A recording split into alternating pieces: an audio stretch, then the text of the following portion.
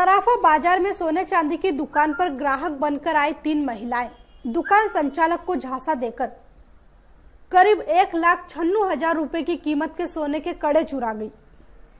एक महिला कड़े चुराते हुए सीसीटीवी में कैद हुई है। माड़क चौक थाना पुलिस महिलाओं को तलाश रही है। घटना बुधवार शाम करीब 6 बजे की है। सराफा बाजार में सराफा प्रतिष्ठान पर 3 महिलाएं आभूषण खरीदने के लिए पहुंची थी। तीनों ही महिलाएं प्रतिष्ठान में लगे सीसीटीवी कैमरे में नजर आई हैं। दुकान संचालक मनोज कटारिया ने महिलाओं द्वारा करीब 2 लाख रुपए के सोने के कड़े को चुराने की घटना की जानकारी दी। कस्टमर आए, 3 लेडीज आई, घुसी और मैं फ्रंट में यहीं बैठा था। मेरे पास कस्टमर थे। मैंने उनसे पूछा आपको क्या चाहिए, उस हिसाब से मैंने उनको जगह देकर पीछे सोफे पे बिठाया।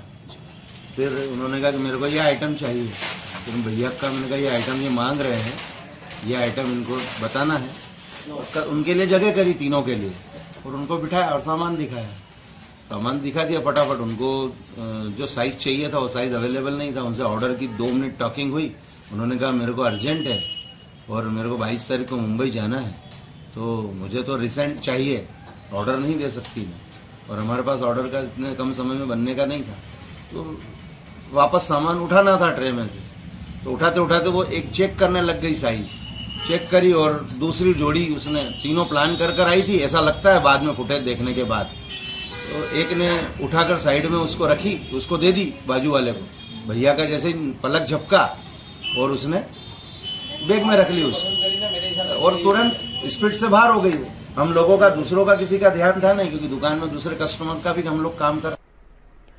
इस मामले में पुलिस थाना माड़क चौक पर चोरी की रिपोर्ट दर्ज कराई गई है। थाना प्रभारी अशोक ननामा ने बताया, तीनों ही महिलाएं बोलेरो कार में सवार होकर आई थी। उन्हें तलाश किया जा रहा है। चांदनी चौक में सिद्धार्थ ज्वेलर्स है, उनकी दुकान पर कुछ 3 अज्ञात महिलाएं सोने के कड़े लेने के लिए आई थी।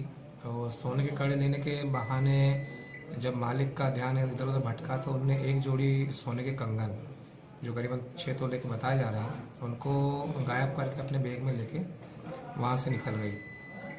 सिद्धार्थ ज्वेलर्स की रिपोर्ट पर अपराध पंजीबद्ध किया गया है और महिलाओं की तलाश की जा रही है। अभी तक जानकारी के अनुसार उसमें एक बोलेरो से उनका आना पाया गया है, जो कि उस सफ़ेद बोलेरो की भी तलाश करके उसमें आगे कार्रवाई की जा रही है। सराफा बाजार में इस तरह की वारदातें प्रायः होती रहती हैं। हर बार दुकान संचालक पुलिस को शिकायत करते हैं, लेकिन पुलिस इन्हें जल्द गिरफ्तार करने के दावे करती रहती है। इस घटना के बाद भी पुलिस ने तीनों महिलाओं की जल्द धरपकड़ का दावा किया है।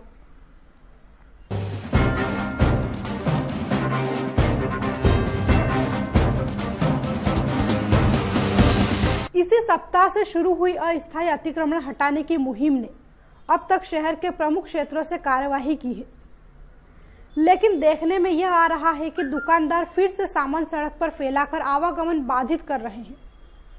इन दुकानदारों के खिलाफ ट्रैफिक पुलिस अब न्यायालयीन कार्यवाही की तैयारी कर रही है।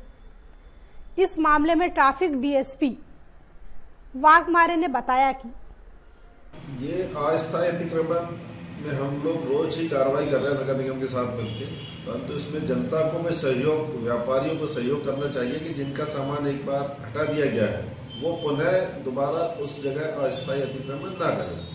अगर ये इसके बाद भी नहीं मानेंगे तो एक बार हम वरिष्ठ अधिकारी पुलिस अधीक्षक महोदय के आने पर उनसे चर्चा करके इनके खिलाफ जो है न्यायालयीन कार्रवाई की जाएगी, ताकि ये फिर नगर निगम में भी इन्वॉल्व है और उसके साथ में अगले दिन कोर्ट में भी जाएगी।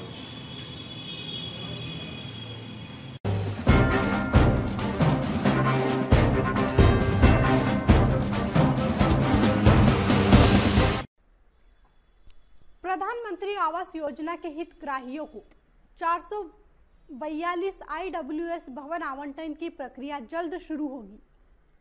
आवंटन सूची को अनुमोदन के लिए कलेक्टर को भेजे जाने की स्वीकृति आज महापौर डॉक्टर सुनीता यार्दे की अध्यक्षता में संपन्न MIC में लिया गया।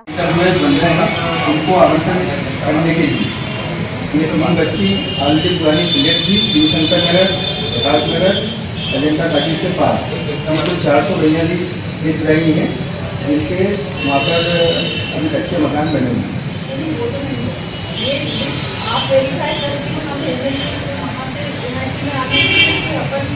नहीं, अपन ने हम लोगों ने या विभाग ने पूरी वेरीफाई करी, सेठ ने अपने सर्वे करा, अपने सब इंजीनियरों ने भी उसको करा, तो ये सूची फाइनल बन गई। अब ये MIC से अनुमति होकर कलेक्टर साहब को पास जाएगी सूची, और वैसे चूँकि पहले प्रकरण अपने उस समय भेज दिया था तो वहाँ पर पटवारी और इनसे उन्होंने इनका वो करवा दिया फाइनल। कितने समय करा ये कलेक्टर